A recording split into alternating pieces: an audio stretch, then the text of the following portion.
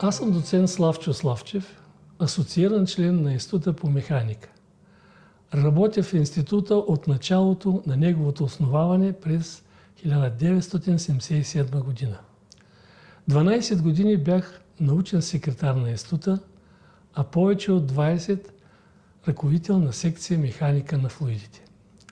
До пенсионирането ми през 2010 година се занимавах с проблеми на термокапилярната устойчивост на тънки течни слоеве от бинарни смеси, магнитни течности и ферофлуиди, свързани с кристализацията на сплави в атмосфера без тегловност.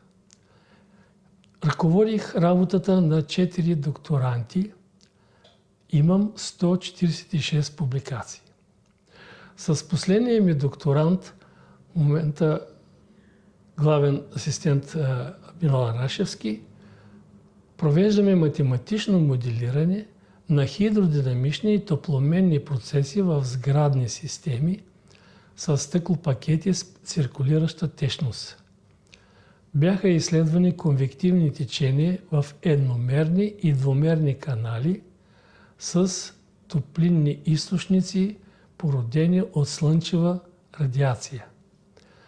Разработих един нов аналитичен подход за решаване на уравненията на движение и енергия на вискозна топлопроводна течност в двумерен канал с правоъгълно сечение.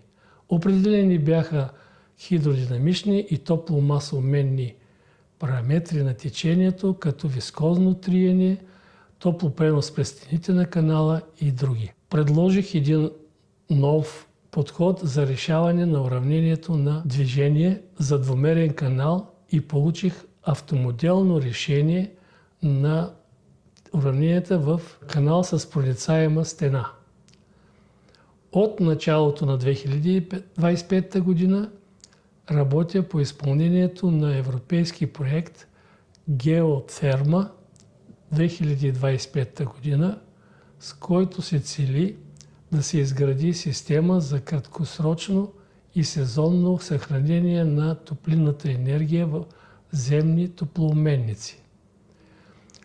На базата на аналитични и числени методи беше определено развитието на температурното поле във времето с цел определяне на оптимални режими за загряване и охлаждане на система от 9 топлообменника. Съхранението на топлинна енергия в Земята, получена от Слънцето, е един широко разпространен метод в северните европейски държави и Канада, където слънчевите дни са малко. За разлика от тях, у нас, въпреки многото слънчеви месеци, методът до сега не е използван и развитието на такива системи е едно много перспективно научно направление.